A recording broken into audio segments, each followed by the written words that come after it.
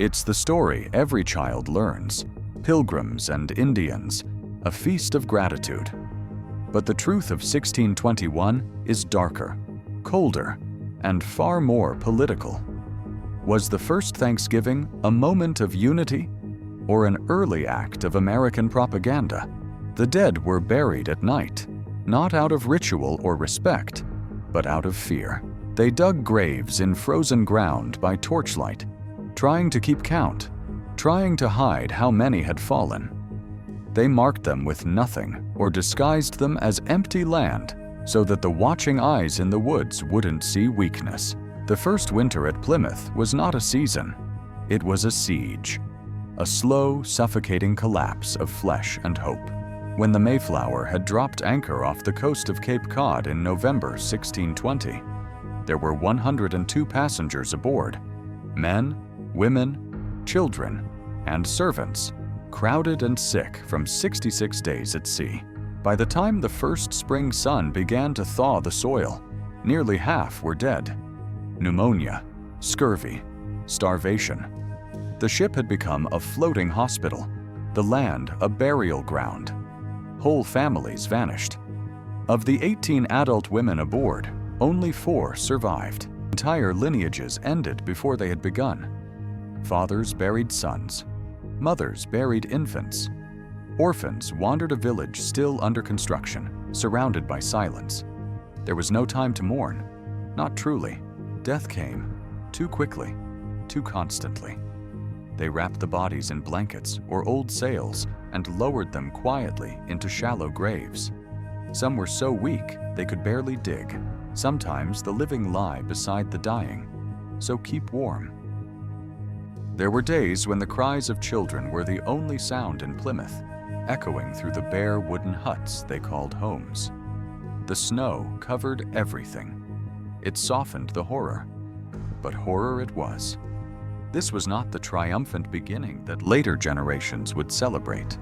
This was survival by inches. And it was a lesson.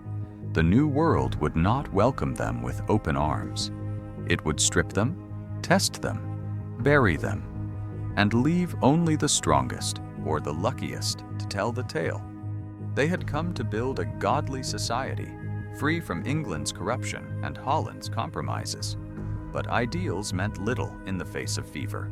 Theology offered little comfort to a mother burying her third child. They clung to faith because it was all they had left. God was not a presence in those days. He was a hope, a question, maybe a punishment. The Mayflower stayed anchored just offshore. It became a hospital, a morgue, and a prison of sorts. Those too weak to help with construction stayed aboard, rocked by wind and cold. The stench of sickness filled its hold. The ship's crew suffered too, and by the time it returned to England in April 1621, it had buried many of its own. But the captain stayed until the settlers could stand on their own feet. There was no abandonment, but there was no heroism either, just the weary business of staying alive. On land, construction was slow. The settlement took shape in fits and starts. They felled trees with stiff hands and built houses with the knowledge that no structure, no matter how strong, could keep out the cold or the creeping cough that took the young and old alike. Food was a constant concern. Rations dwindled. The corn stolen during their early foraging expeditions had long been eaten. Hunting yielded little. The knowledge of how to live on this land had not yet been shared. They didn't know which roots to boil, which bark to steep, which fish could be trapped in winter's grip. They were strangers to the soil beneath their feet. And still, they were watched. The Wampanoag, whose ancestors had lived in these forests and along these shores for thousands of years, knew the English had landed on haunted ground. The village of Patuxet had once stood where Plymouth now rose. It had been emptied by plague, likely smallpox or leptospirosis, brought by earlier European visitors. The bones of the dead still lay beneath the settlers' huts. The cleared fields were not gifts of God. They were the remnants of a tragedy. The English saw Providence. The Wampanoag saw loss. But the Wampanoag did not attack. Not yet. Their own numbers had been shattered by disease.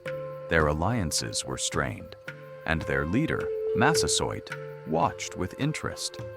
These strange people from across the sea were clearly struggling. They had weapons, but no understanding. Steel tools, but empty stomachs. They could become a threat or an opportunity. By March, only a fragile remnant of the colony remained. William Bradford had risen as governor after John Carver's sudden death. The surviving leaders, Bradford, Miles Standish, Edward Winslow, held together a population more defined by shared trauma than by common purpose. The dreams they had carried across the sea were now ash, buried with the dead. What remained was necessity. They would survive or join the others. That spring, when a tall native man named Massasoit walked unarmed into the settlement and spoke in broken English, it was like hearing a ghost. They had expected war. Instead, they were offered conversation. And when Massasoit returned with Squanto, a Patuxet man who had once been kidnapped, enslaved, and taken to Europe, they realized the world they had entered was older, more complex, and more politically active than they had imagined. But that would come later.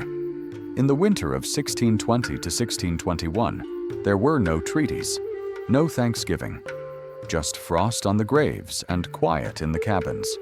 The soil was frozen, and the people were broken. The myth of harmony had not yet been born. There was only the cold, the fear, and the unspoken thought that perhaps none of them would live to see spring. This was the cost of the new world. Not adventure, not glory, but death. Quiet, cold, and without ceremony. And it is from this graveyard, not from feast or firelight, that the real story of 1621 begins. When the snow finally melted, the smell of death came back with the thaw. The ground gave up what it had swallowed. Shallow graves, unmarked mounds, the fragile bones of a winter that had taken nearly half the colony. The survivors of Plymouth stepped into spring as ghosts who could still walk. They had endured, but endurance had changed them. No one looked at another the same way again. Behind every face was a shadow of someone buried. In March 1621, when the Mayflower prepared to leave for England, the remaining passengers were given the chance to return. Not one did. They stayed, not out of confidence or triumph, but because turning back felt like a second death. They had crossed an ocean to begin again. The graves behind them were now anchors. To leave would have meant abandoning everything that made the suffering bearable. They stayed because they had to believe it had meant something. By then, only about 50 colonists remained alive. Of these, fewer than a dozen were women. Many of those who had survived the crossing were gone, killed by fever, hunger, or exhaustion. The social structure of Plymouth had collapsed under the weight of mortality. Families were splintered, children orphaned. The death of masters freed servants, and men without wives now shared cabins with strangers. The order and hierarchy they had brought from England, titles, class, obedience, had all eroded in the frost. Death had leveled them. Of the women who survived, 4 names are specific: Elizabeth Hopkins, Susanna White, Mary Brewster, and Eleanor Billington. 4 women keeping house for 50 souls. They cooked, washed, buried the dead, tended to the sick, and stitched together what was left of the human spirit in Plymouth. No proclamations were written for them. No journals immortalized their strength. They labored in silence, shaping the rhythms of the colony long before the men put ink to paper about liberty and governance. Their children lived among orphans. Edward Winslow adopted one such child, left parentless by disease. The lines between family and neighbor blurred. Anyone who could lift a tool or carry water became kin. It was survival redefined, not a story of noble pilgrims, but of human beings reduced to their most fragile state. In these months, Plymouth was not an experiment in freedom. It was a hospital without medicine, a chapel without priests. The living often envied the dead. Bradford would later write of that first winter as the starving time, a phrase that fails to capture its horror. Food was so scarce that men boiled roots and shoe leather. Some resorted to eating what would typically be thrown to animals. The air inside the crude houses stank of sickness and smoke. Fevers lingered for weeks. The men who remained strong enough to build did so for others, not for themselves. Yet something remarkable began to happen. As the bodies stopped falling, routine crept back in. The survivors began to rebuild the rhythm of life. They worked from dawn until the light failed. They organized guard rotations and repair teams. They patched roof leaks and cleaned tools caked with rust. They began marking the days again, counting time in something other than losses. The first shoots of corn planted that spring would become the foundation of the colony's survival, but the knowledge to grow it was not their own. They had planted European wheat the previous autumn. It failed in the new soil. The seeds rotted, and the land rebelled against foreign hands. Only when native cultivation methods were shared, planting corn in mounds, fertilized by fish, following the seasons of the land, did life return to the settlement. The knowledge was not a gift of divine providence. It was indigenous science, hard-earned over centuries, handed to foreigners who barely knew how to survive a winter. The alliance between the settlers and the Wampanoag was still fragile at the time. The English were too weak to threaten, too desperate to refuse help. Their weapons gave them power, but their hunger stripped it away. In these early weeks of survival, there was no arrogance left in them. They were dependent on the land, on strangers, on mercy. The Mayflower, now preparing to depart, became a haunting symbol of what had been lost. Its sails, once a sign of hope, now carried the memory of disease and despair. When it finally left in April, sailing back toward England, the colonists watched it vanish over the horizon. The sea swallowed its silhouette. Some wept quietly. Others stood, wordless. The ship's departure closed a chapter of terror and sealed their fate. They were alone now, utterly and permanently. William Bradford, only 31, emerged as the colony's leader. He was not chosen by destiny, but by survival. He was one of the few educated men left, steady enough to govern and pious enough to inspire. Yet even he was haunted. His own wife, Dorothy, had drowned in December, slipping overboard while the ship lay anchored. No one knew if it was an accident or despair. Bradford never wrote of it in detail. Some silences speak louder than words. The settlement's physical structure took shape around grief. Each house represented someone who had not lived to see it finished. The wooden palisade rising around the village was not just defense. It was memory turned into walls. The settlers worked together because they had no other choice. In that sense, Plymouth was built on a kind of involuntary democracy, a brotherhood of the desperate. The arrival of spring brought not relief, but fear. The survivors could see smoke rising from distant forests. They knew they were being watched. They saw footprints, heard echoes in the trees. Every rustle could have been an enemy or a rescuer. The memory of that brief skirmish in December, when arrows had flown from the woods, lingered in every heartbeat. They kept their muskets close. They prayed each night that the people of the forest would not come to finish what disease had started. When Massasoit appeared, tall, confident, walking openly into their settlement in March, the shock was profound. He greeted them in English, a language they did not expect to hear from a native speaker. He told them of the land, the tribes, the chief called Massasoit, and the diseases that had wiped out villages before the Pilgrims ever arrived. He spoke of the Wampanoag's fear of the Narragansett, their enemies to the west.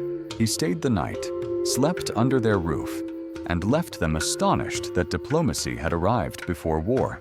Days later, Massasoit returned with Squanto, a man who had crossed oceans, survived slavery, and returned to find his entire people dead. To the settlers, he was a miracle, a man of two worlds. To the Wampanoag, he was a tragic wanderer, too useful to cast aside, too dangerous to trust fully. Through him, words became bridges. He would teach them how to plant, how to fish, how to find their way in the wilderness. But he would also play his own game, one woven through politics and betrayal. The survivors of Plymouth did not know it, but they were stepping into a network of alliances, rivalries, and memories much older than their colony. They believed they had found an untouched Eden. In truth, they had arrived in the aftermath of an apocalypse. The Wampanoag world was still in mourning from the plagues that had come before. Both people were, in their own way, survivors of disaster, one of disease, the other of winter. Life in Plymouth began to take on a rhythm again. The colonists divided labor. Some hunted, some repaired weapons, some built, and some, the few surviving women, kept everyone alive through the everyday work of food and care. New marriages were arranged out of necessity.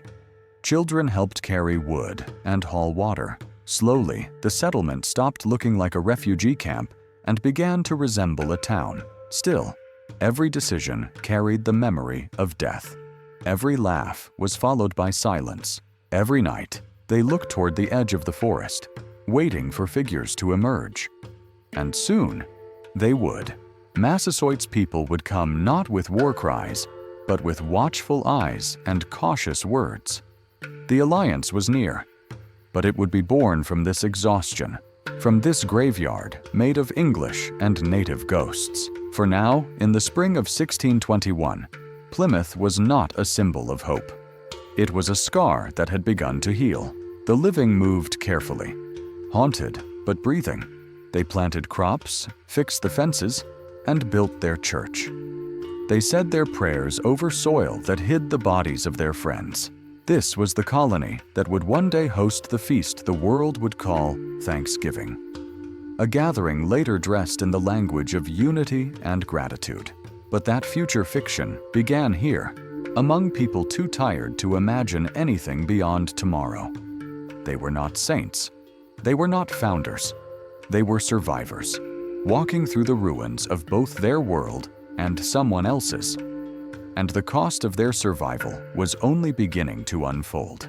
Before the Pilgrims built Plymouth, before the Mayflower sighted the cold coastline of New England, the land was already settled, already cultivated, already named. The English would call it a new world, but to those who had walked its forests and fished its rivers for generations, there was nothing new about it. The soil had memory, the land had scars, and the settlers of 1620 had not discovered a wilderness. They had entered the ruins of a plague-stricken nation. Where Plymouth now stands was once a thriving Wampanoag village known as Patuxet. Years before the Mayflower crossed the Atlantic, Patuxet had been a center of life, trade, and culture. Families grew corn, beans, and squash in the cleared fields. They harvested eels from the streams and shellfish from the tidal flats. Children played between the longhouses. Elders passed down knowledge etched in memory, not parchment. The land was shaped, not untouched. The trees were managed, the fishways engineered. It was a civilization in rhythm with its environment. But in 1616, 3 years before the Pilgrims set sail, a European ship dropped anchor along the Massachusetts coast. The sailors stayed briefly, trading and perhaps scouting. And with them, they brought death, unseen, microscopic, devastating. The disease that followed, likely a form of leptospirosis or viral hepatitis, though often labeled smallpox, swept through the coastal tribes like wildfire. Villages like Patuxet were hit hardest.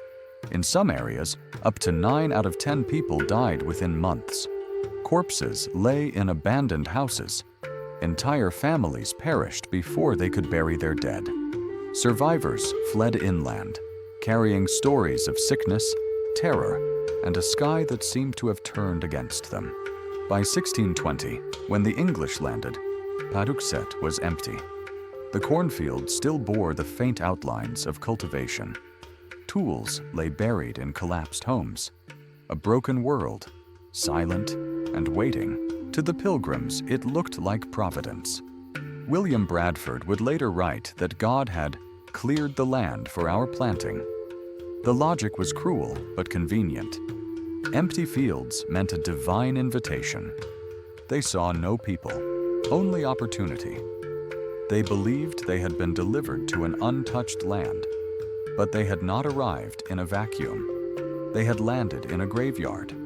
The Wampanoag Confederacy had not disappeared, only retreated. Those who had survived the Great Sickness had consolidated under Massasoit, the powerful Sachem of Pokanoket. They watched the newcomers from the edges of the forest. They noted how the English explored abandoned villages, opened graves, and took corn from burial stores. They listened as the settlers struggled to speak, prayed loudly, and stumbled through the woods with muskets they barely knew how to use. The English believed they were alone. They were not. From the moment they set foot on shore, they were being observed. Every movement, every timber raised, every fire lit was seen. The Wampanoag did not attack. They waited. They studied. They weighed the cost of confrontation against the possibility of cooperation, but they never doubted whose land it was. Patuxet had been chosen by the English not just for its location, but because it was cleared and defensible. They did not understand that the fields were not natural clearings. Native communities had maintained them for generations through controlled burns and seasonal cultivation. The convenient layout of the land was the result of knowledge passed down through centuries. The English did not recognize this. They saw it as vacant, empty, ripe for possession. This misunderstanding, willful or ignorant, was the seed of future conflict. To the colonists, ownership came from improvement. Land that was not fenced or plowed in their minds was unused. But to the Wampanoag and other Algonquian-speaking peoples, the land was communal, fluid, and sacred. You did not own the earth. You belonged to it. You moved with its seasons, shared its fruits, honored its cycles. To fence it off, to cut it into rectangles and divide it by deeds, was not just foreign. It was violence. Still, in 1621, the English did not yet understand how precarious their position was. They believed their muskets and steel tools made them powerful. But the truth was more fragile. They were outnumbered, unskilled, and utterly dependent on knowledge they did not possess. Their survival had already been shaped by indigenous people, though they rarely acknowledged it. When the Wampanoag finally initiated contact, it was not submission. It was a strategy. Massasoit understood that the English, for all their sickness and chaos, could become a counterweight against his tribal enemies, particularly the Narragansett to the west. The disease had weakened his confederacy, decimating whole villages and leaving him without many of his former allies. The newcomers could serve as a buffer, dangerous, unpredictable, but useful.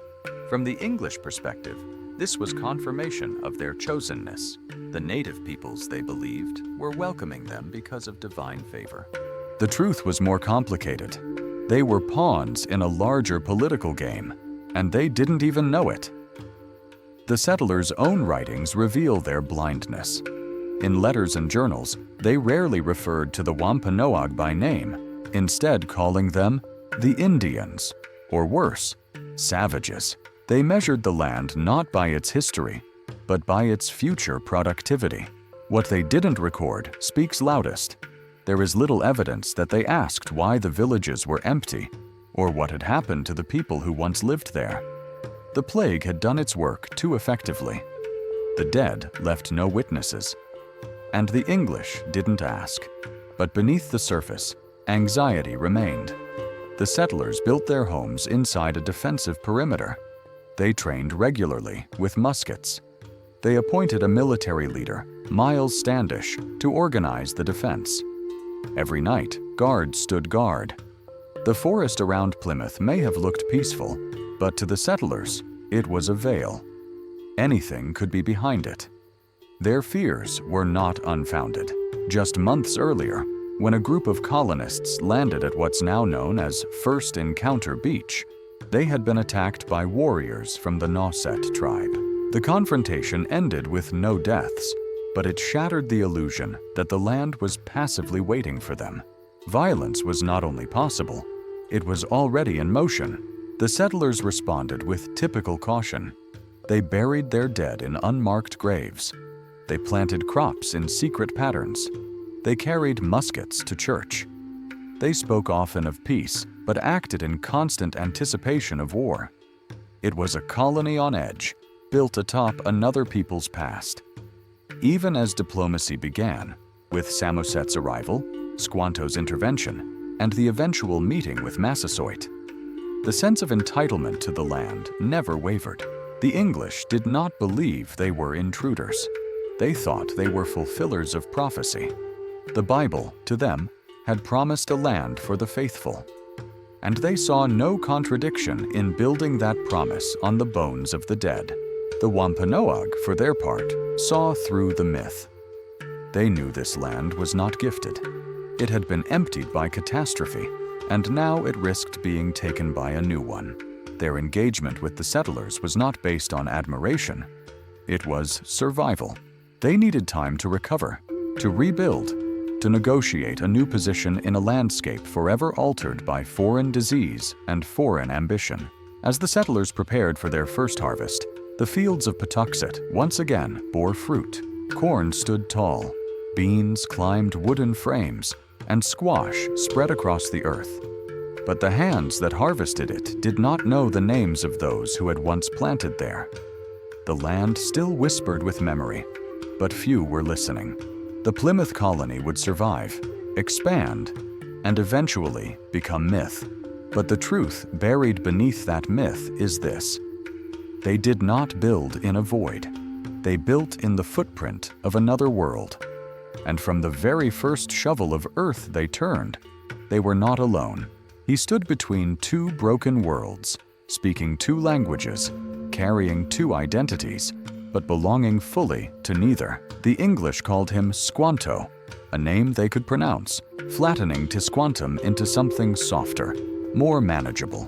To them, he was a miracle. An Indian who spoke their language, knew their ways, and seemed heaven-sent to guide them through the wilderness. But to the Wampanoag, he was something else entirely. A man returned from the grave, a ghost walking in the skin of a native, shaped by betrayal, captivity, and prolonged absence. A man who could never truly come home. Tisquantum was born in Patuxet, the same village where the English would later build Plymouth. As a boy, he would have fished the same streams, hunted in the same forests, and helped tend the cornfields that sustained his people. He was of the Patuxet Band, part of the larger Wampanoag Confederacy, deeply tied to the rhythms of the land and the politics of tribal diplomacy. But in 1614, everything changed. That year, the English explorer Thomas Hunt arrived off the coast, pretending to trade. When the moment was right, he seized 20 men from Patuxet, including Tisquantum, and sailed away, bound not for partnership, but for profit. Hunt's ship took the captives to Malaga, Spain, where he tried to sell them into slavery. Some were bought, others perished. Tisquantum was among the lucky, or the cursed, who escaped. Monks in Spain reportedly intervened, purchasing some captives to convert and free them. From there, Tisquantum made his way to England, possibly via the port of London, where he lived in the household of a merchant named John Slaney. For 5 years, he lived among the English, learned their language, saw their cities, heard their prayers, and studied their customs. But all the while, he held on to one desire: to return home. In 1619, he got his chance. With the help of English patrons, he boarded a ship for Newfoundland, and from there made his way back south to New England. But when he arrived, the world he had dreamed of returning to was gone. Patuxet was empty. Every house, every path, every familiar face, erased. The epidemic that swept the coast between 1616 and 1619 had struck Patuxet with unusual cruelty. Some villages survived with reduced numbers. Patuxet did not. The place of his birth had become a field of bones. Squanto stood in the ruins of his home, no longer a captive, but not truly free. For a time, he lived with the Wampanoag, Massasoit's people. He was tolerated, perhaps even respected for his knowledge of English, but he was not fully trusted. He had been gone too long. He had walked with the enemy, spoken their tongue, eaten their food. He had been baptized, perhaps. No one knew for sure. Some feared he had returned more English than native. He was a man whose loyalties would always be in question. And then, in March 1621, the English came again. Not on a warship, but in the form of a ragged colony clinging to life on the ruins of his old village. Squanto watched them from the forest, hidden among the Wampanoag scouts. He saw their crude buildings, their defensive walls, their sick and starving children. He listened as they prayed in familiar cadences. He watched them bury their dead by torchlight. He knew what they were. He knew what they needed. And he realized he was the only person in the world who could speak to both sides. When he stepped into Plymouth, alongside Massasoit, it was not a moment of fate. It was a calculation. He was not just translating words. He was translating worlds. He told the English about the land, the rivers, and the crops. He taught them how to plant corn in mounds, how to fish for eels, and how to trap beavers. He showed them how to survive. But he did not do it for love or loyalty. He did it because it gave him power. In a world where everyone had lost something, family, homeland, health, Squanto had gained something rare, leverage. To the Wampanoag, he was a tool. Massasoit allowed him to work with the English because he could serve as a liaison, monitoring the strange settlers, learning their intentions, and shaping their behavior. But even as Squanto relayed information, he began manipulating the message. He warned the English of imaginary threats from rival tribes. He told natives that the English kept plague in underground barrels, and that only he could ask them not to unleash it. He brokered trade deals that favored himself, established influence among local sachems, and quietly built his own following. To the English, he was indispensable. To the Wampanoag, he was becoming dangerous. By the summer of 1621, his influence had grown so large that Massasoit accused him of betrayal. Tensions rose. The Wampanoag sachem demanded that the English hand Squanto over for punishment, possibly even execution. The English refused. Governor Bradford protected him, understanding that without Squanto's knowledge, the colony might collapse. It was a diplomatic crisis that nearly shattered the fragile alliance. Only time and negotiation kept it from becoming a war. Squanto's position was never secure again. He remained with the English, guiding them through unfamiliar seasons and helping them navigate the political landscape. But the trust between him and his people had been severed. He was no longer a representative. He was a player, someone who had his own goals, his own survival in mind. When he died unexpectedly in 1622, likely from illness contracted on one of his many journeys, Bradford recorded it solemnly. Squanto, he wrote, desired the governor to pray for him, that he might go to the Englishman's God in heaven. Whether that was true or embellished, we will never know. What we do know is that his death marked the end of a unique chapter in early colonial history. Squanto was not a side character. He was not a friendly translator smiling in the background of a feast. He was a survivor of abduction, a witness to empire, a man navigating two worlds with extraordinary skill and ambition. He lived through betrayal, disease, and cultural annihilation, and tried, in his own way, to carve out power in the spaces left behind. To some, he was a traitor. To others, a hero. In truth, he was neither. He was a man caught between forces larger than himself: English expansion, native resistance, the collapse of his homeland, and the construction of a myth that would one day almost entirely erase him. The first Thanksgiving would not have happened without him. The Plymouth colony might not have survived. But in the American memory, Squanto is often reduced to a caricature, a helpful Indian who showed up, eager to assist.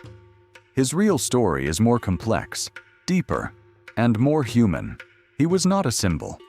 He was a strategist.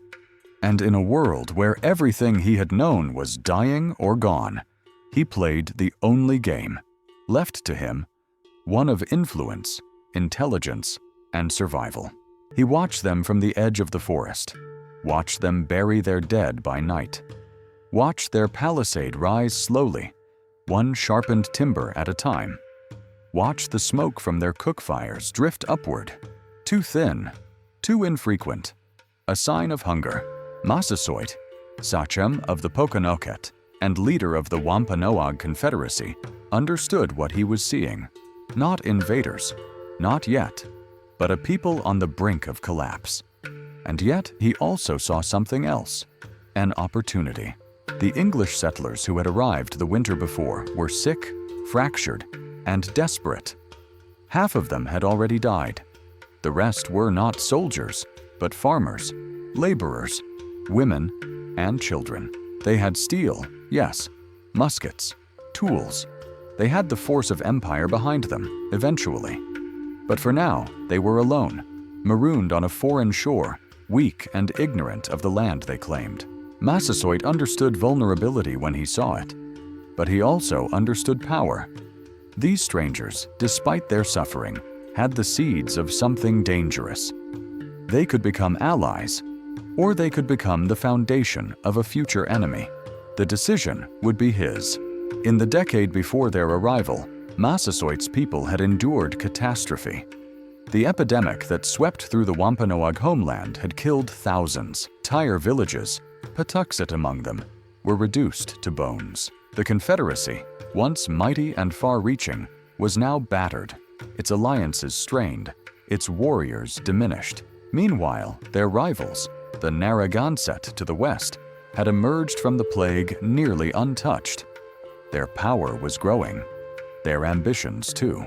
Massasoit faced a grim equation. His people could not defeat the Narragansett in open war. His alliances were too fragile. His numbers are too few. He needed leverage, something new, something unpredictable. And that's what the English were, a wild card. When the settlers built their colony on the ruins of Patuxet, they did so unknowingly on sacred and strategic ground. Massasoit knew that place. He had walked its paths before they were covered in frost and English footprints. He had seen the cornfields before foreign hands plowed them. But he did not act on emotion. He waited. He watched. And when the moment came, he moved. The first step was Samoset, a minor Abenaki chief with just enough English to open the door. His unexpected arrival in Plymouth in March startled the settlers, an Indian speaking their language, walking into their camp without fear. He stayed the night, warmed himself by their fire, and returned days later with Tisquantum. Squanto, a man of Patuxet who slavers had taken, had crossed the ocean and now returned to find his homeland reduced to ash. Through Squanto, the real negotiations began. Words were passed, intentions clarified, and finally, on a cold March day, Massasoit himself arrived. He came not with a war party, but with a calculated presence. 60 warriors, well-armed, silent, observing. The message was clear. Peace was possible, but not assured. The English sent out their own envoy, Edward Winslow, carrying gifts and gestures. Massasoit agreed to meet. What followed was one of the most significant political meetings in early colonial history. No treaties were signed on parchment with wax and ribbon. There was no formal ceremony. But what emerged was a compact, spoken, and recorded in English memory, a mutual defense agreement. If the English were attacked, the Wampanoag would come to their aid. If the Wampanoag were attacked, the English would do the same. There would be no theft, no harm, and disputes would be resolved through diplomatic channels. To the settlers, it was salvation. To Massasoit, it was a maneuver. He knew what he was doing. This was not friendship. It was not a submission. It was a strategic delay, an act of protection and positioning. By tying the English to his confederacy, Massasoit gained a buffer against the Narragansett, a foothold in the emerging colonial economy, and an unmatched intermediary in Squanto. The settlers, for all their talk of Providence, were now an extension of his influence. Yet it was not without risk. Many in his own ranks questioned the move. The English were aliens. They disrespected graves. They stole food.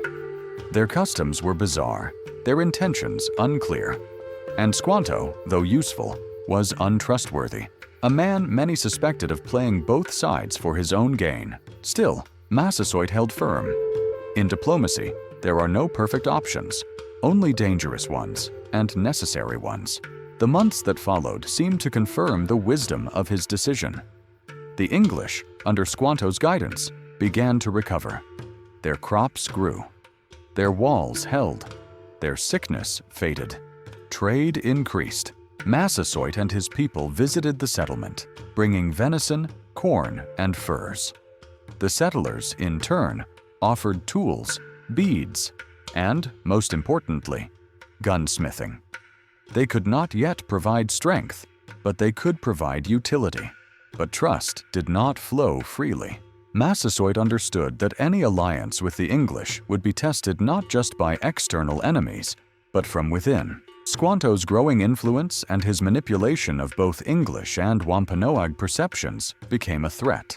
When he told neighboring tribes that he could command the English to release plague upon them by opening barrels buried underground, he stepped into dangerous territory. When Massasoit demanded his execution, Governor Bradford refused. The conflict nearly shattered the alliance.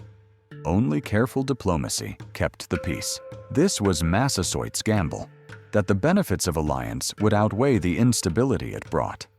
He believed that with time, the English could be molded into a helpful partner. He believed that his confederacy could survive long enough to rebuild its strength, to reassert its power. And for a time, he was right. But the alliance was never equal. Beneath the surface, the seeds of imbalance were already growing. The English, once weak, would become strong. Their numbers would increase. Their vision would expand beyond the compact's boundaries. And the political order that Massasoit had known would not survive their rise. Still, in 1621, none of that had happened yet.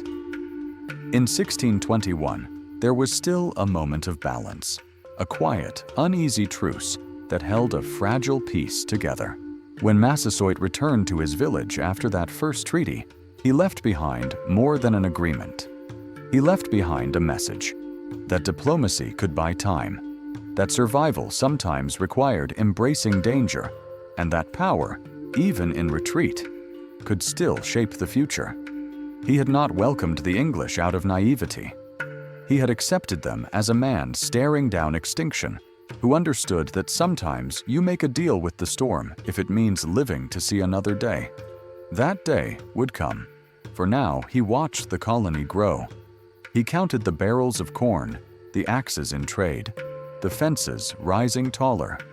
He watched as history began to shift beneath his feet. And he waited, knowing that nothing in politics lasts forever. Not alliances, not trust, and indeed not peace.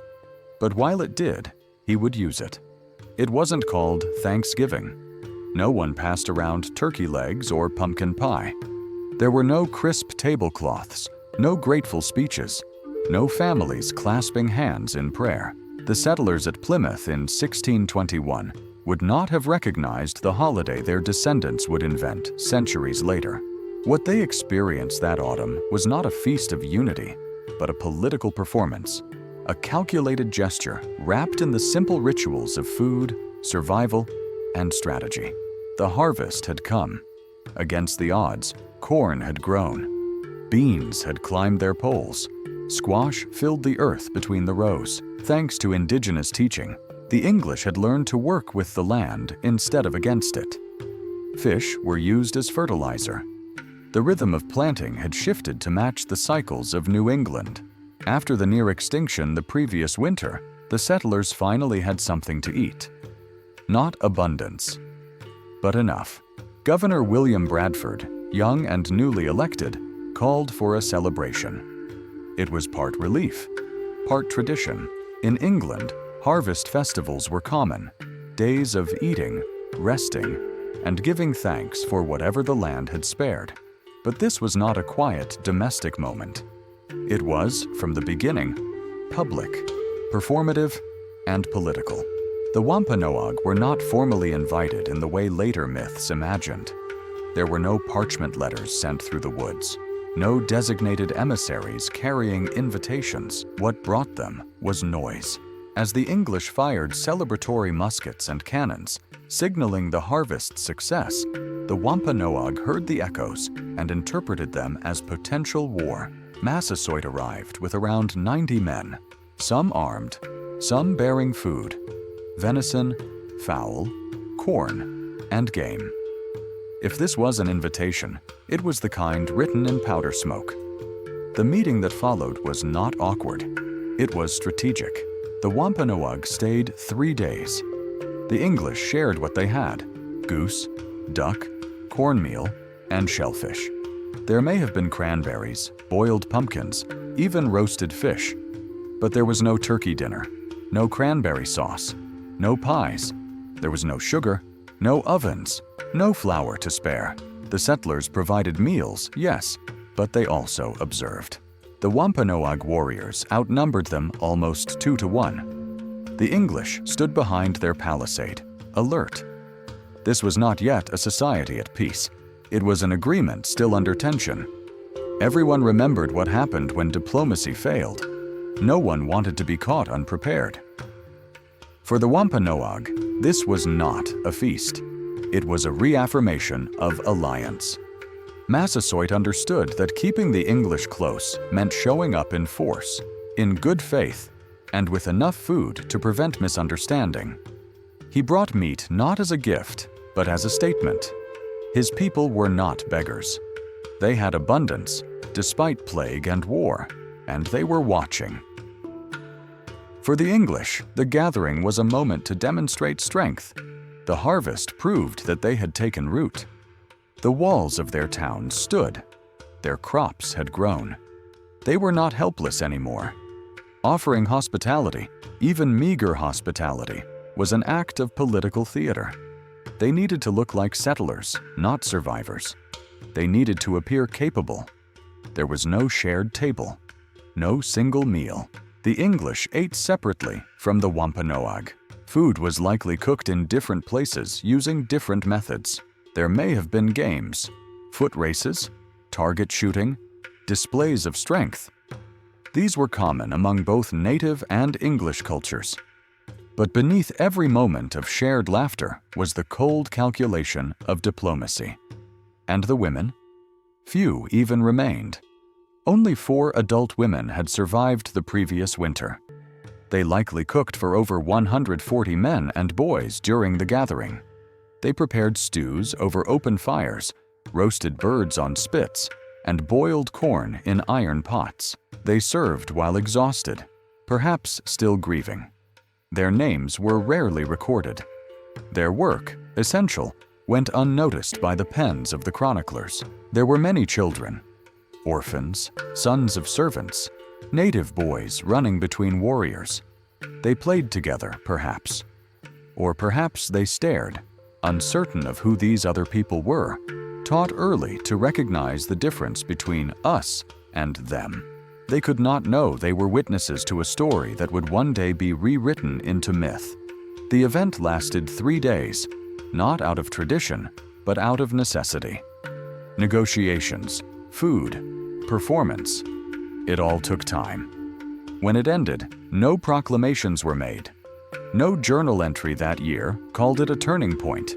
In fact, the only first-hand mention of the event comes from Edward Winslow in a passing line within a letter sent back to England.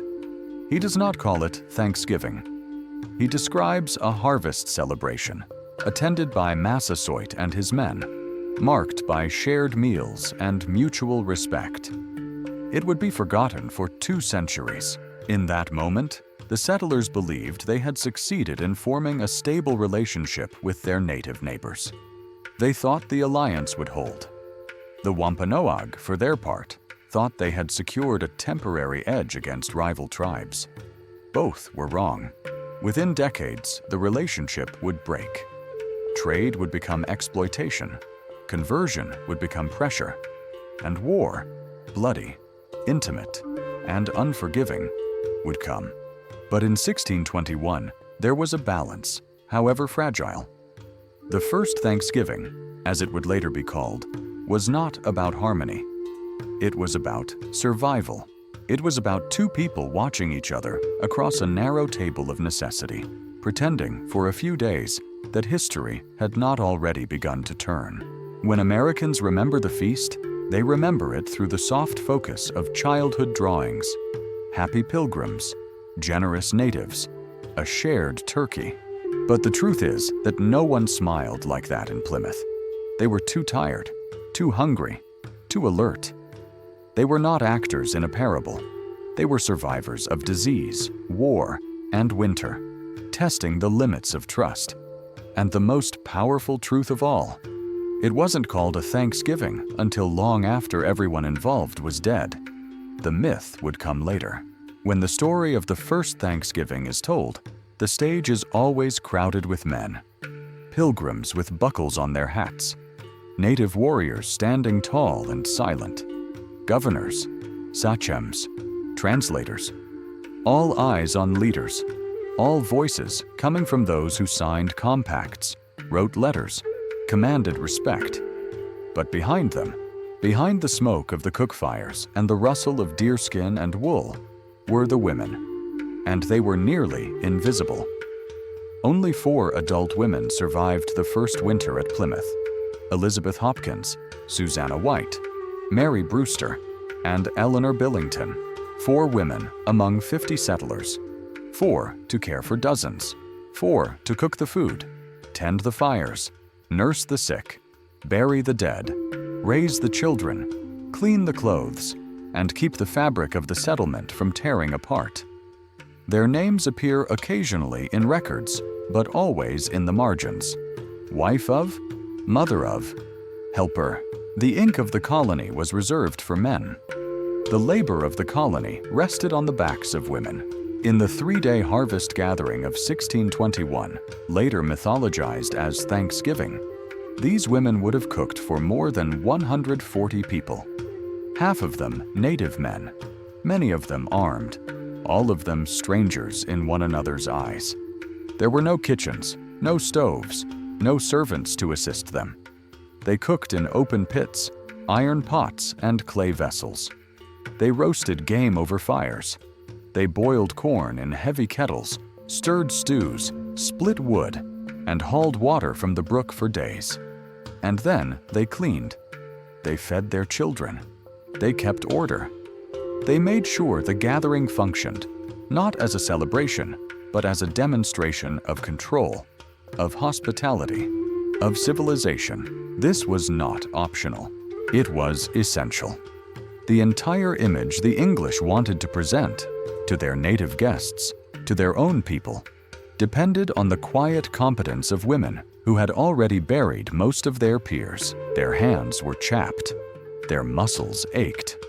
Their stomachs are likely never quite full, but they did not break, and they were never acknowledged. These women had come across the ocean not as adventurers, but as attachments, wives, mothers, caretakers. Many had boarded the Mayflower pregnant, carrying infants, or leading young children by the hand. Some had been given little say in the decision to leave Europe. The dream of a godly society had been forged in the hearts of their husbands, pastors, and patrons. The women followed, and they paid the price. Of the 18 adult women who made the voyage, 14 died that first winter, some while caring for others. Some were from exposure because they gave their blankets away. Some in childbirth, delivering children into a world that was already preparing to take them. Their deaths were largely unremarked. Their names are often unrecorded. Their graves are unmarked. Their children survived them. Their husbands remarried. Their contributions disappeared. In Wampanoag society, women held more visible power. They were cultivators, gatherers, mothers, makers of shelter, and stewards of culture. Some were leaders in their own right. They controlled food, distribution, and knowledge. In matrilineal lines, property and identity flowed through women. And yet, even in colonial records, their presence was flattened, their authority muted. The treaties and compacts were signed by men. The letters sent home to England mention only Indians, as if they were a single male voice. But the Wampanoag women were watching too. They saw strangers arrive on their land. They saw their family members die of European disease. They watched alliances form between men they did not trust, over resources they had cultivated for generations. When the harvest gathering began, they were not at the table, but their food was. Their labor was present, even when their voices were not. Venison, maize, beans, squash, all grown, stored, or prepared by native women. Even the survival of the English through their first planting season had depended on techniques passed down through generations of Wampanoag mothers and daughters. No one asked their permission. In the background of every Thanksgiving myth, women stand with bowls in their hands, smiling in silence. But in the real 1621, there was grief behind their eyes, exhaustion in their limbs, and unspoken truths that would never make it into the journals of Bradford or Winslow. And yet, they endured. They birthed the children who would grow into colonists, who would write the next chapters of settlement and expansion. They kept memory alive in oral tradition. They stitched warmth into cold places. They gathered food while men gathered power. And when it all began to unravel, when conflict emerged, when diplomacy failed, they kept their people alive beneath the ashes. The myth of Thanksgiving, when crafted in the 19th century, had no use for these women. It needed pilgrims and natives, feast and friendship, prayers and parables. It did not need the women who cooked for days with cracked hands. It did not need the wives who wept for lost infants. It did not need the Wampanoag mothers who saw their land slipping away one negotiation at a time. So it erased them.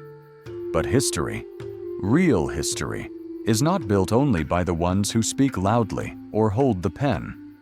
It is built by those who make things possible, by those who labor in the background, by those whose stories survive only in the flicker of flame and the whisper of names nearly forgotten. This chapter is for them, for the women who walked ashore in November 1620, carrying children through the frost, for the ones who died in silence that winter, for the ones who stayed, who held families together, who taught, who healed, who cooked, for the ones who watched the first Thanksgiving from behind a veil of expectation and duty, and for the ones whose knowledge made the corn grow in the first place.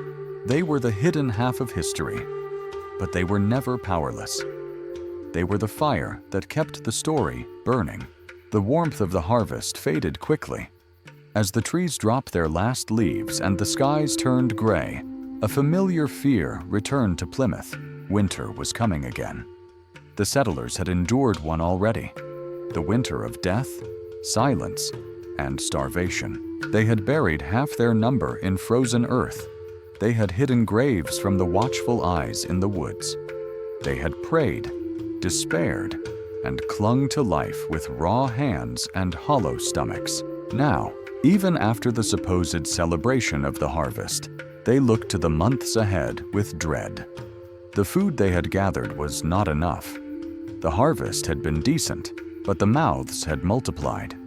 More settlers had arrived with the ship Fortune. 35 new bodies and barely any supplies. They brought stories, letters, hopes, and hunger.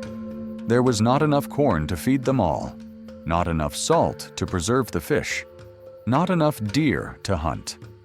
And so, rationing began before the first frost fell.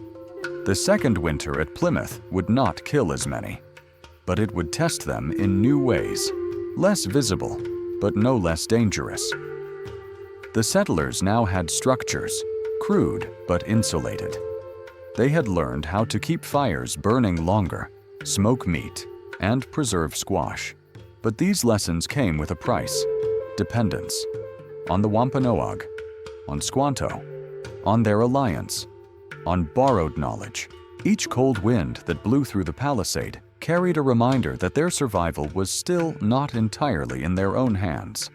They had planted corn in the Wampanoag way. 3 sisters, grown together.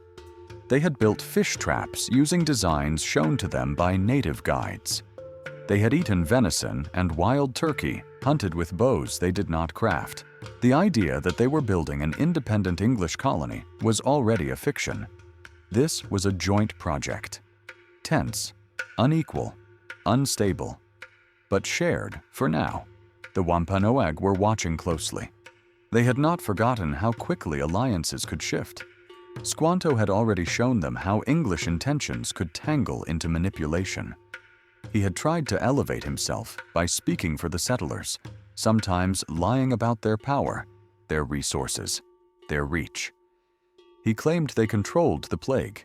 He threatened neighboring tribes with English retaliation, often without permission.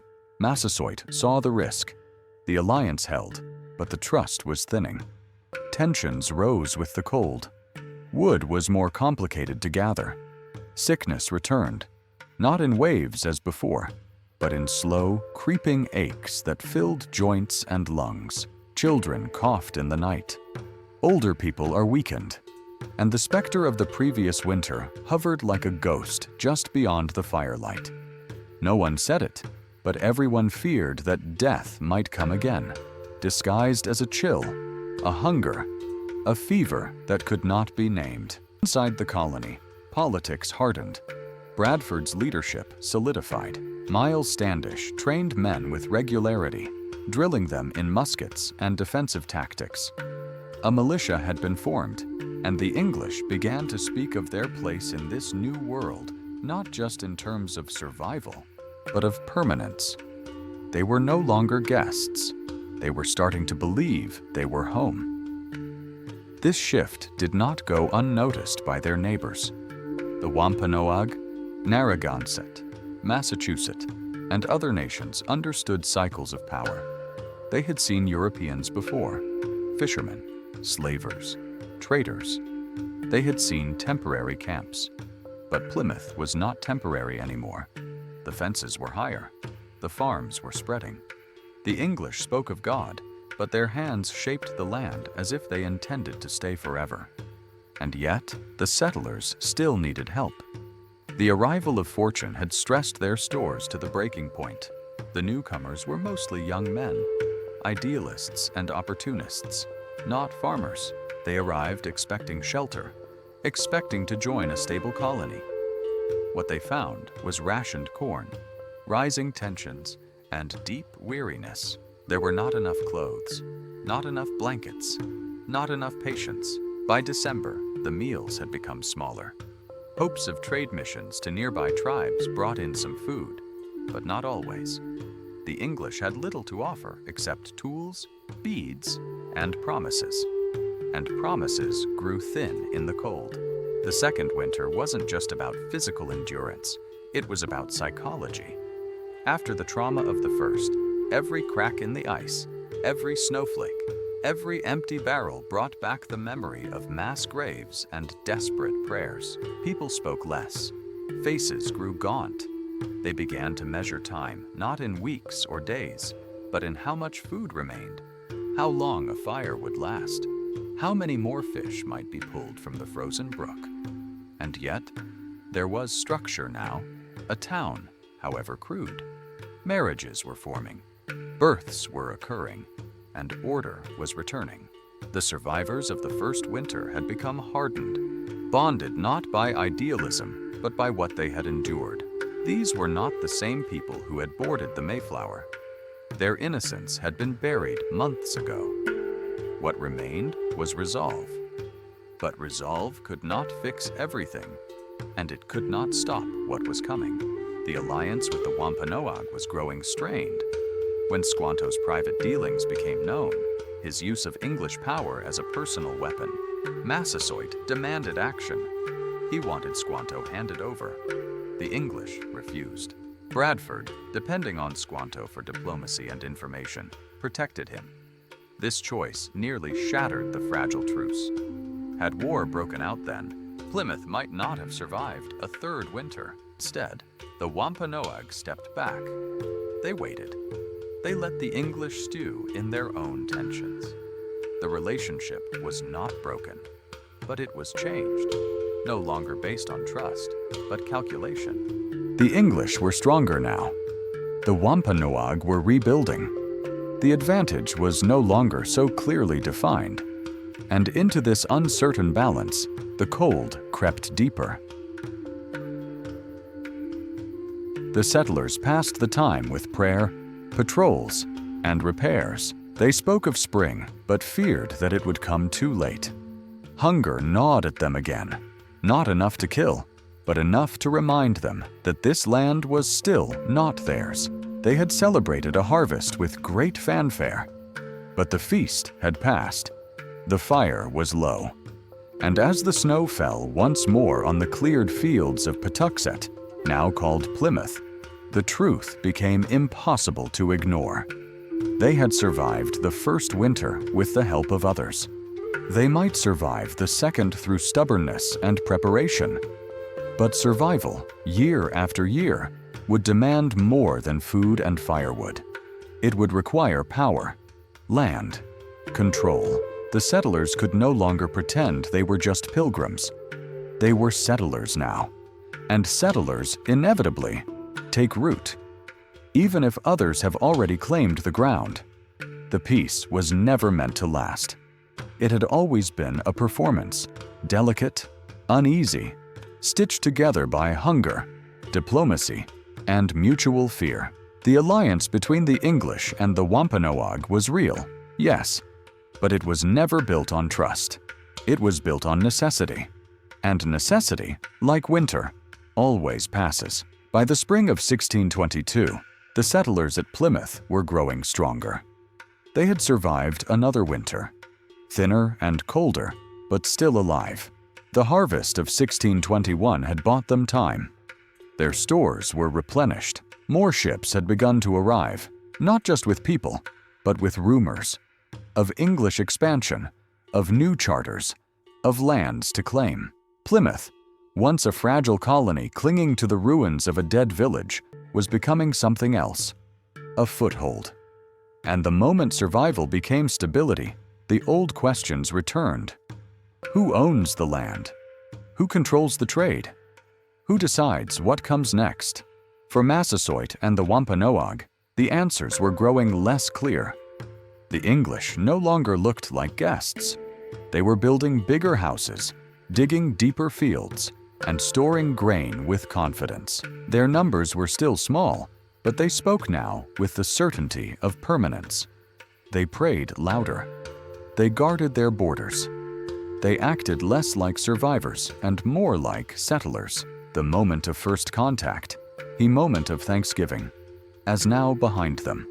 What remained was politics, and at the center of it all was Squanto. Squantum had become indispensable. He was the bridge, the translator, the man who could speak to both sides and, increasingly, manipulate them. He had survived slavery, crossed the ocean, and returned to find his homeland destroyed. Now he had carved out a new role: mediator, advisor, political operator. The English trusted him. Massasoit tolerated him. but no one fully understood him. That was the danger. By 1622, Squanto had begun to act independently, making promises, issuing warnings, spreading messages without sanction. He told neighboring tribes that the English kept disease in underground barrels and could unleash it at his command. He hinted that he alone controlled their anger, that without his voice, war would come. He tried to consolidate power, playing English fear against native suspicion. And it worked. For a while, the settlers relied on him for trade routes, introductions, and intelligence. He led expeditions. He opened diplomatic channels. But behind the scenes, his reputation was eroding. The Wampanoag began to see him not as a representative of their interests, but as a man drunk on influence. Then came the breaking point. Massasoit learned of Squanto's deception, his unauthorized messages, his false threats. The Sachem was furious. In Wampanoag custom, such betrayal was punishable by death. Massasoit demanded that Squanto be handed over. Governor Bradford refused. This single act, protecting Squanto, shook the alliance to its core. From the Wampanoag perspective, the English had chosen a rogue over their most important diplomatic partner. From Bradford's point of view, Squanto was too valuable to lose. It didn't matter who he had offended. Without him, the colony might lose its link to the tribes, its grasp on the land, its access to food and trade. Bradford gambled, and in doing so, he revealed the imbalance at the heart of the alliance. Plymouth was no longer an equal partner. It was beginning to act like an authority. Massasoit backed down, but the damage was done. The trust, never complete, was now fractured. Squanto remained in the colony, still working with the settlers, still guiding them. But the lines were drawn more clearly now. The alliance remained intact, but it was no longer warm. It was cold, conditional, strategic. And all around them, the world was changing. Other tribes observed Plymouth. The Narragansett, unconvinced by English strength, continued to grow in power. The Massasoit remained wary. The Nipmuc kept their distance. News of more English ships began to ripple through the region. The settlers spoke of expanding, of building new towns. The Wampanoag heard these words and remembered old promises, that the English came only to live peacefully, not to conquer. Now they began to wonder. Squanto's power continued to fade. His influence could not survive the shadow of betrayal. By late 1622, while on a journey to negotiate trade, he fell ill and died, likely from fever. Bradford, in his journals, claimed Squanto asked for prayers and wished to go to the Englishman's God. But no one can say what his final thoughts truly were. His death left a silence that no one could fill. Without Squanto, the settlers struggled to navigate tribal politics. Communication became harder. Trade slowed. Tensions flared. The vacuum he left was more than diplomatic. It was symbolic. With him gone, the thin layer of shared language disappeared, and the suspicions that had always simmered beneath the surface began to rise. The settlers at Plymouth responded by consolidating further. They strengthened their defenses. They tightened their laws. The governor's authority expanded. Dissent was punished. Plymouth was becoming not just a community, but a colony, structured, ordered, and increasingly aligned with England's commercial and imperial ambitions. Massasoit, watching from his village, understood what this meant. The English were no longer weak. And weak men make promises. Strong men make claims. The seeds of betrayal had been planted, not by one event, not by one man, but by the slow erosion of equality. The alliance, born of desperation, had survived famine, disease, and diplomacy. But it had never been one of mutual respect. It was an arrangement. And arrangements shift with power. The Thanksgiving of 1621, the shared meals, the laughter, the muskets fired in celebration, was never revisited. There were no second feasts, no annual gatherings, no tradition. The moment had passed, and the myth had not yet been born. Instead, there was winter, and beneath the snow, roots were growing. The colonists would expand. The Wampanoag would resist. And decades later, a war would come. King Philip's War, one of the bloodiest conflicts in American history. Massasoit's son, Metacom, would lead it. Plymouth would be burned, native villages destroyed. Thousands would die. But that was the future. In 1622, the betrayal was still quiet, still unfolding, still denied. But it had begun. By the end of 1622, the moment had passed. There was no second Thanksgiving, no enduring annual feast, no shared harvests between English settlers and the Wampanoag. What had happened the year before, those 3 days of cautious celebration and diplomatic performance, quietly receded into the noise of colonial life. No one at Plymouth believed they had written history. They were still just trying to survive it. And for nearly 2 centuries, history forgot them. The 1621 harvest celebration was mentioned only in passing by Edward Winslow in a letter buried in colonial archives. It was not a national memory. It was not a foundational holiday. It was not even considered important enough to repeat. For the settlers, the real milestones were wars, treaties, and expansions. The feast was just a footnote, until it became something more. In the 1800s, the United States was at war with itself, not just on battlefields, but in the stories it told. A young republic was searching for a past that could unify, a myth that could bind immigrants and natives, Protestants and Catholics, Northerners and Southerners. The Civil War loomed. Slavery tore at the nation's soul. And into this fractured landscape, a forgotten story was resurrected. Writers and politicians in New England began promoting the tale of the Pilgrims, not as traumatized refugees, but as brave founders. The Mayflower was transformed into a vessel of destiny. The Mayflower Compact, a desperate legal patch, became the seed of American democracy. And that 3-day harvest meal, forgotten by most, was repurposed as the first Thanksgiving, a symbol of peace, providence, and national unity. It was Abraham Lincoln in 1863 who made it official. In the middle of the Civil War, with thousands dying and the nation divided, he declared Thanksgiving a national holiday. Not a military victory, not a political compromise, a meal. But it wasn't the real meal. The Thanksgiving that America came to know was crafted in the image of national longing.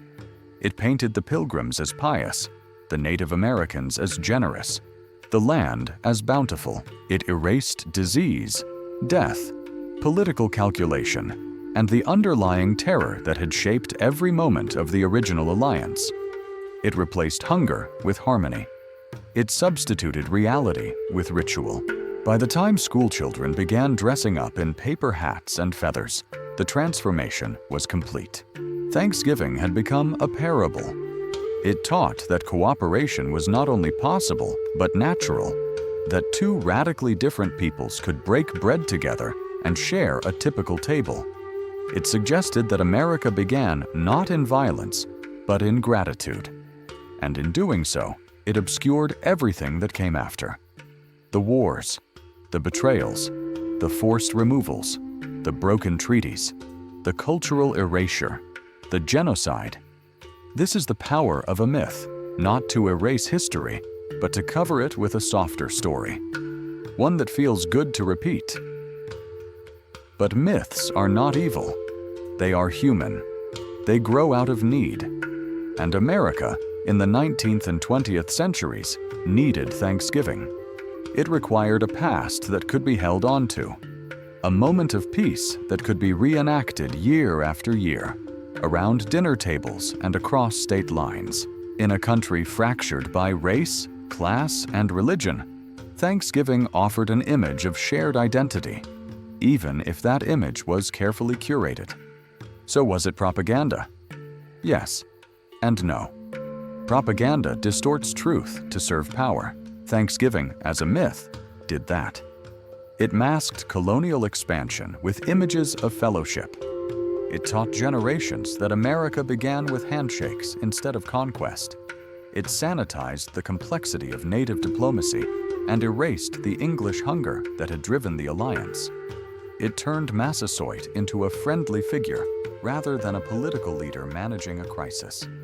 It made the Pilgrims into moral pioneers, not desperate survivors of starvation. But it was also a parable, an aspirational story. The idea that people from different worlds can sit together and share a meal is not evil. It is beautiful. The desire for gratitude, for unity, for peace. It is genuine. It speaks to something we all need, a belief that coexistence is possible, that alliances can hold, that history, even when bloody, can give way to better things. The danger comes when the parable becomes the only story we tell. Because the real 1621 is not just about peace, it's about imbalance. It's about death and diplomacy, silence and survival. It's about people who needed each other but didn't trust each other. People who hoped, feared, and made imperfect choices that shaped centuries to come. The first Thanksgiving was not the beginning of harmony. It was the beginning of tension. The settlers believed they had been saved. The Wampanoag thought they had secured time. Both were right, and both would pay. Within a generation, the children of these leaders would be at war. Plymouth would call for reinforcements. Native villages would burn. Treaties would be broken. Massasoit's son would die fighting the very colony his father had once saved. And yet, every November, America returns to that table. The question is, what do we bring with us? Do we bring only the myth, the smile without the cost? Or can we bring the whole story, the struggle, the survival, the silence of those who never got to speak? Thanksgiving is not inherently a lie, but it is incomplete. To honor it fully, we must remember not only the meal, but the graves behind it. Not only the peace, but also the war that followed. Not only the gratitude, but the power that was seized in its name. The real gift of 1621 was not the feast. It was the fragile idea that different people, even when shaped by trauma, could meet in a clearing and choose something other than violence. That choice did not last, but it happened. And that, too, is worth remembering.